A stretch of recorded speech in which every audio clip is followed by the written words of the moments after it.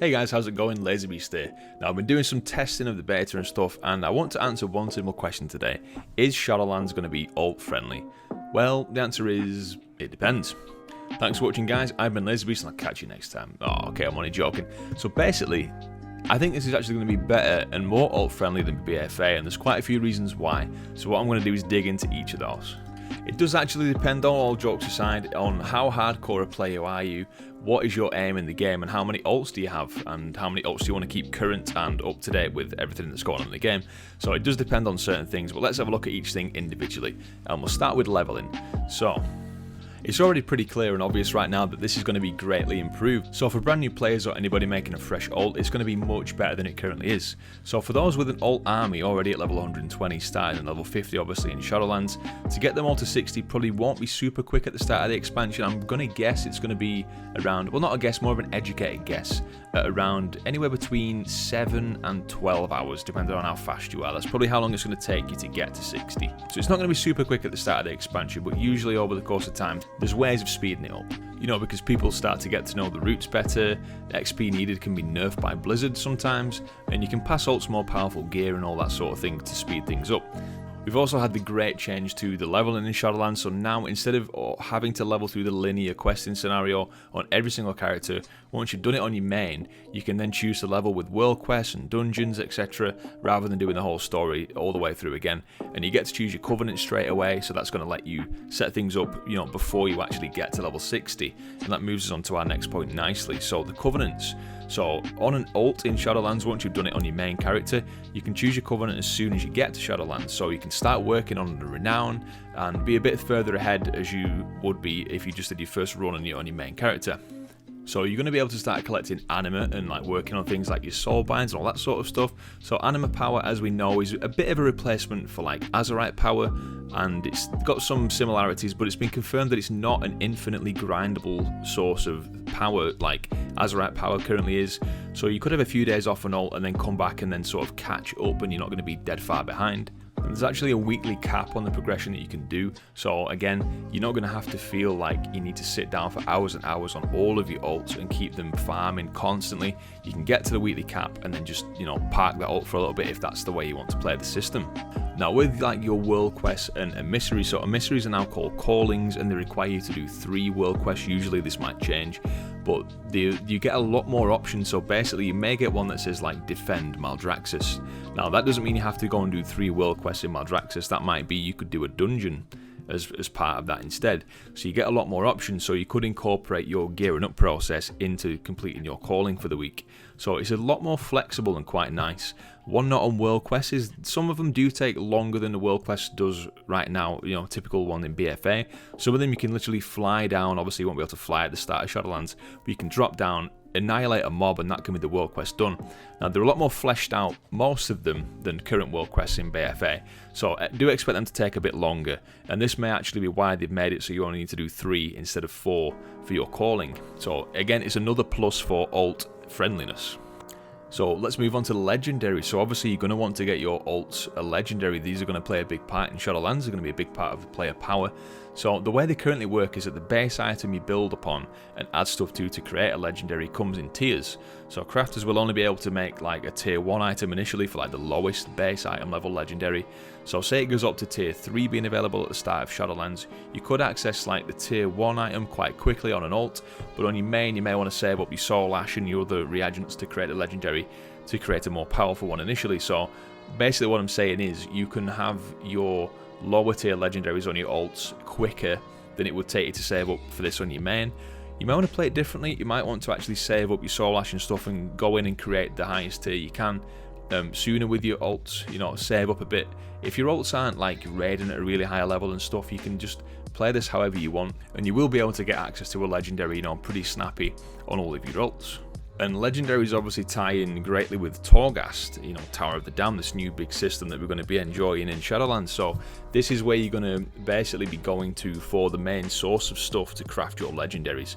So it's definitely something you're going to want to do each week across all your characters. It's currently uncapped as to how many times you can do this, but you can't always get rewards from it. The developers have said that this is something you're going to want to do definitely at least once a week, up to maybe around 3 times a week on your main, etc. So for ults, you could just do this once, or if you want to progress a certain ult further than the rest, you can do this as more, as much as your time permits. You can spend as much time in TORGHAST. So what about like gearing up, so raiding, PvE, PvP, and like the weekly loot chest? So there's been some changes there, so let's talk about the loot chest because that's the big one. So currently the Mythic Plus chest, you get 1 item at the end of the week, and that's that, it's just a chance. But you've probably heard already, this is going to change to the weekly vault, so you're basically going to be able to get up to 9 possible items to choose from. You can only choose one of these items in the weekly vault, but if you do like Mythic Plus 3 dungeons, you're going to have 3 choices of loot there. If you do, kill 3 raid bosses, I don't know the exact requirements, I can't remember right now, but the more you raid, basically the more options you're going to be able to choose from loot. And the same with PvP. If you do a lot of PvP, and then you're going to have more, you're going to have up to 3 choices from the PvP pool of items to pick from. So for ults, this can literally just be, you could do whatever it is. If you raid on your ult, you could just do the raid, and you'll still get a piece of gear at the end of the week. You're not going to be able to pick from 9, you may not be able to pick from 2 or 3, but at least it's something. If you just like doing Mythic Plus, that's fine. You can just do 1 Mythic Plus dungeon. The highest ones, do your weekly 15. You only actually have to do a weekly 14 now to get the highest start level reward from Mythic Plus, so that's a little bonus for you. Obviously, it's going to be quite difficult to do that at the start of Shadowlands, but you can work up to as high as you can do. Obviously, you can just go from there as you gear up. For raiding, basically nothing changes, but positively, so you can just do your raid, get gear as you would normally. Less gear will drop, but you get access to this weekly vault, so that's something that raiders haven't had before. You've always had to do a Mythic Plus dungeon, so you don't need to do a Mythic Plus dungeon now anymore in order to get a piece of gear from the vault at the end of the week.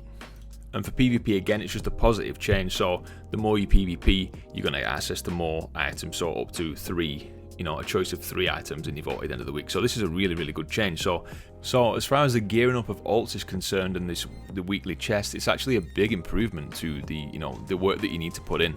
So everything looks pretty positive. Like, it looks actually more ult friendly than BFA currently is.